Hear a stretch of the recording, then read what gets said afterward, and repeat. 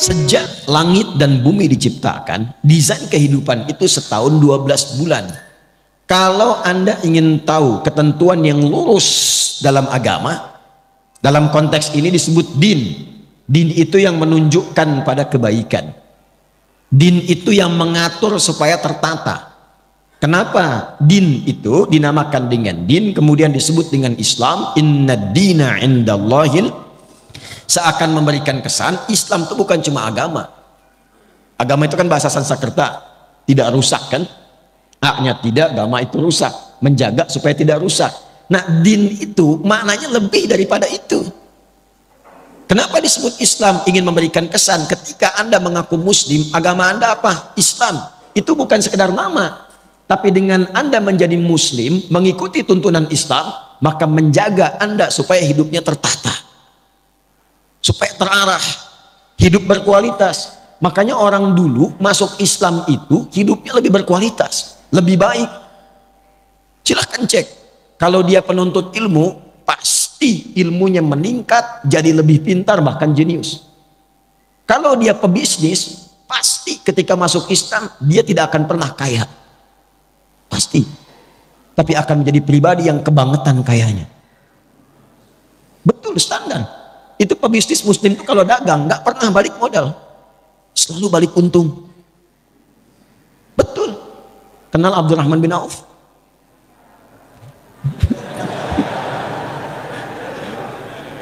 Saya nggak akan tanya kenal di mana. Saya itu riset ilmiah. Ini dipertanggungjawabkan dan disidang oleh profesor-profesor di satu kampus.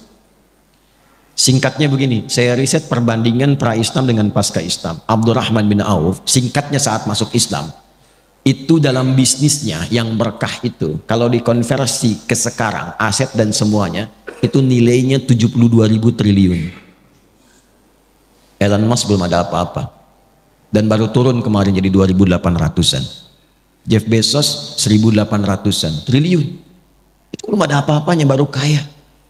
Abdurrahman bin Auf itu kebangetan kayanya. Kebangetan. Kapaknya terbuat dari emas. Tapi masuk surga juga. Ya, daripada miskin gak jelas kan? Luar biasa. Jadi semua orang tuh jadi orang hebat. Terus yang tadinya itu angkuh jadi orang yang tegas, yang sombong jadi tawadu, semua berubah. Itulah Muslim.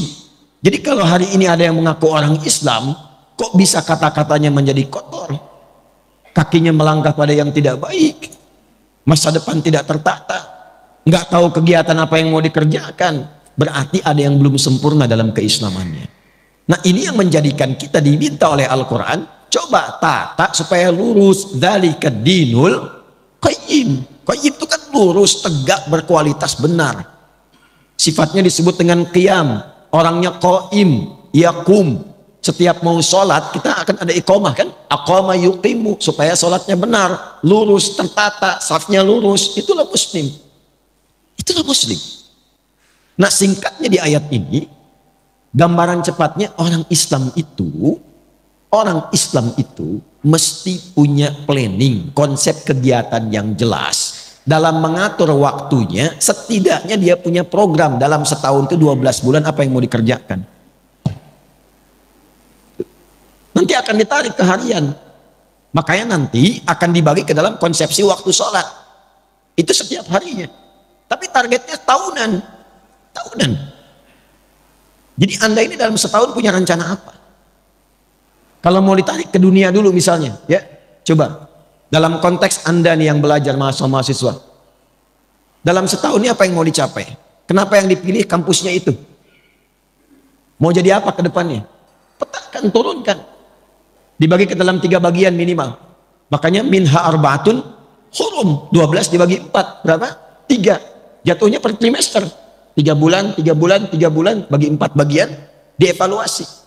Sudah tercapai belum? Tercapai belum? Apa yang harus dilengkapi? Apa yang harus dikurangkan? Target IPK berapa? Diturunkan. Bisnis demikian, dalam setahun evaluasinya bagaimana? Itu standarnya, itu paling rendah, paling standar. Nah, semakin tinggi lagi imannya, maka dia melampaui batas-batas dunia.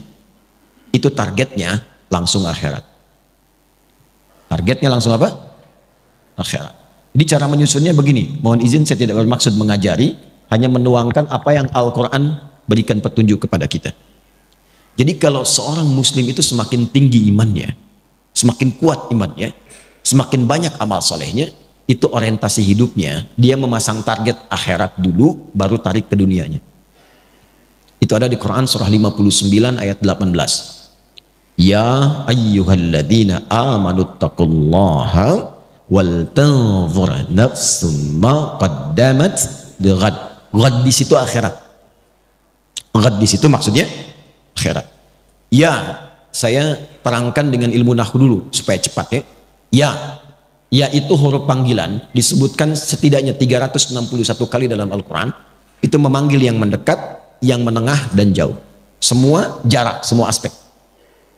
Jadi kalau Anda pergi ke Mekah, umrah atau haji, yang belum mudah-mudahan disegerakan, ya, insya Allah. Dan tidak cukup dengan amin, nabung. Ya.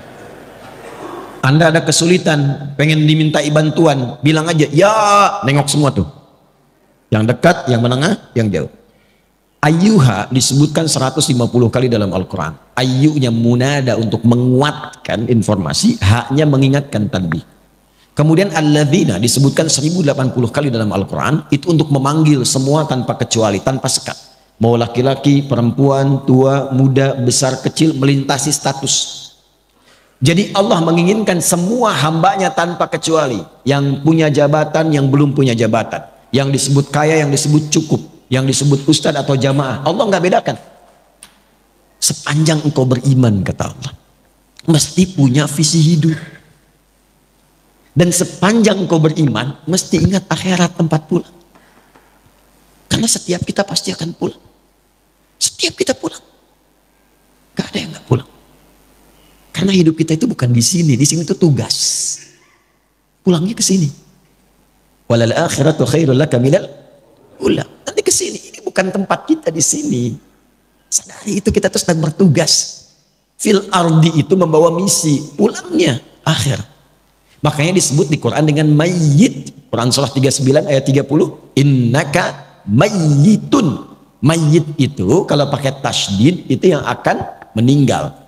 Ya, yang akan wafat. Wafat itu gerbangnya. Artinya menjalani masuk gerbang itu untuk masuk ke tempat yang baru. Itu yang abadi. Sedikit-sedikit lompatnya. Ini ada mayyit begini. Ada mayit. Itu beda.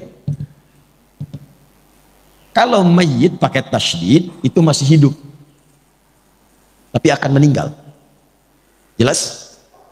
Yang akan meninggal. Apa yang menyebabkan dia kemudian meninggal? Ajal tiba. Quran surah 7 ayat 34. Walikulli ummatin ajal. Ketika ajal tiba, apa yang menjadikan kemudian dia wafat? Maut yang datang. Ini semuanya terkorelasi. Ketika datang maut, dia mengambil tasdidnya nih. Ini bukan ilmu takatik ya. Ini seakan ini rohnya ini diambil, maut. Siapa yang ditugaskan? Malakul maut. Quran surah 32 ayat 11. Qul yatawaffakum malakul mautil ladzi wukila bikum. Maut. Ketika ini diambil jadi sukun. Nah, kalau sudah mayitun meninggal. Kenapa pakai sukun? Sukun itu dari kata sakinah. Sakinah itu tenang. Usahakan kalau meninggal itu usahakan yang tenang. Yang nyaman, yang husnul khatimah. Ya ayyatuhan nafsul mutmainnah. Hei jiwa-jiwa yang tenang. Ya, makanya dulu orang Jepang saja waktu bikin film kartun itu dan ditulis dalam tadinya komik ya, Susuke Watanabe itu 96 pernah membuat komik namanya Dragon Ball itu, yang kemudian difilmkan. Itu kalau Piccolo di Kamehameha sama Son Goku kemudian mati, di atasnya ada bulatan kan? Pernah inget gak? Saya nggak suka film, nggak suka nonton, cuman saya suka riset kenapa begini, kenapa begitu. Bayangkan orang belum beriman saja sudah sadar kalau mati itu ada bulatan di atasnya tuh, sukun. Semakin tinggi imannya dan dia sadar, ya ayyuhalladzina, pakai alladzina, kita ini akan wafat. Dipanggil oleh Allah imannya, dipanggil harus punya visi. Baik engkau yang merasa imannya itu, maaf, lemah sehingga jauh dari Allah. Ya, kan orang lemah itu kalau lemah iman, rasanya malu kalau mau ibadah, seakan jauh. Ya kan? Mau ngaji malu, mau ke masjid malu gitu ya. Ada yang standar menengah, standar. Ada yang kuat, saking kuatnya, Masya Allah cepat. Ilustrasi gampangnya, itu waktu sholat. Kalau ingin kita mengukur tingkat kekuatan iman, gampang, cek dalam sholat. Itu standar Quran.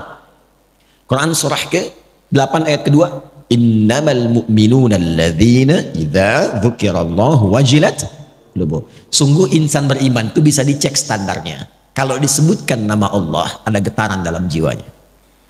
Konfirmasi iman. Nah, Allah menyebutkan namanya itu lewat muadzin dalam adzan, dipanggil adzan itu adzan dari kata udhun, telinga. Kenapa disebut adzan? Karena lafaz ini satu-satunya yang akan sampai ke telinga 24 jam berputar. Diperdengarkan nama Allah setiap berganti waktu. Baru bangun disebutkan, siang disebutkan, sore disebut, sampai malam. Untuk dilihat standar iman dalam sehari itu bagaimana kualitasnya. Karena kata Nabi, nanti ada yang yusbihu mu'mina wa yumsi kafira. Paginya kuat, sorenya lemah, bahkan ada yang kufur. Allahu akbar, Allahu akbar. Ya, kita ambil misalnya zuhur jam berapa? Subuh tadi jam berapa? 4.24, 4.22 terjadi perbedaan pendapat. Ya kita ambil pas dekat komat lah 4.25 misalnya. Nah ini kalau adzan 4.25, Allahu akbar, Allahu akbar, Anda langsung sadar, ya Allah adzan, saya siap-siap. Nah itu kualitas imannya standar. Standar. Belum kuat. Tapi kalau dari jam 4 Anda sudah siap-siap, belum dipanggil, sudah ada getaran untuk merespon. Itulah iman yang kuat. Tapi kalau dipanggil 4.25, Anda baru sadar 5.24. Nah ini yang dimaksud. Tapi ketika berbicara tentang visi dan misi hidup, Allah tidak bedakan. Dipanggil semuanya. Hei baik yang merasa imannya masih lemah, yang menengah ataupun yang kuat. Itu Masya Allah. Allah panggil semua dengan engkau mengerjakan ini. Yang lemah akan jadi kuat, yang kuat semakin rekat, dan yang menengah akan semakin dekat dengan Allah Subhanahu wa taala. Wal tanzura nafsum ma qaddamat. Engkau harus punya visi untuk pulang. Jangan-jangan dunianya nyaman, akhiratnya terancam. Maka cara menyusunnya begini. Nah ini yang paling penting. Kalau kita ingin menjalani aktivitas dunia supaya nyaman, jadi apapun silakan. Ini tidak merubah status Anda. Yang wali kota tetap wali kota, yang camat tetap camat, yang dosen tetap dosen, nggak berubah. Tinggal Anda ingin upgrade atau tidak. Saking pentingnya bunyi itu ya, mengingatkan. Ya suruh nanti saya terangkan. Tarik ini sampai ke masa kita sekarang. Dari sini dulu, dari akhirat. Ini kan tempat pulang terakhir kan. Logika sederhananya begini. Kalau kita ingin menempati tempat untuk pulang yang terbaik, sekarang sedang kita beraktivitas, berarti kita siapkan kan tempat yang bagus, kalau pulang nyaman, tempatnya enak dan sebagainya. Nah Allah sudah menawarkan melalui Rasulullah ada 8 tempat indah saat pulang di akhirat. 8 jenis yang disebut dengan jannah, surga. Jadi surga itu ada 8 jenisnya. Dari mulai yang biasa, tapi maaf, sebiasa-biasanya pun surga. Ya, mala ainan ra'at wala udhunun sami'at wala khatara ala qalbi bashar. Itu indah. Ingin apapun seling langsung ada. Itu ada di Al-Baqarah ayat 25. Wa utubihi mutasyabihat. Antum sekarang, waduh lapar nih, dan nunggu dari tadi, ya kan? Pengen makan, pengen sarapan, pengen macam-macam. Di surga beda. Begitu antum ingat nasi uduk, seling ada. Apa aja? Itu yang surga biasa. Apalagi yang indah seperti Firdaus, surga Aden, Darussalam, Jannatun Na'im. Pertanyaannya, saya cuma tanya 2 hal. Satu, siapa yang ingin masuk surga? Alhamdulillah. Tapi tidak semua yang ingin ke surga itu yang tahu dan jelas punya gambaran surga mana yang mau dimasuki.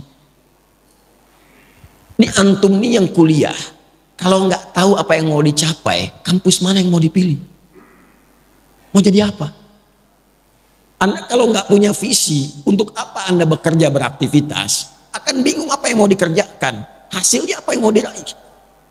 Nah kita tarik dari atas, surganya mau yang mana? Supaya jelas. Nanti dari situ muncul kurikulum. Itulah yang dikerjakan selama hidup. Itu aja terus. Sampai wafat.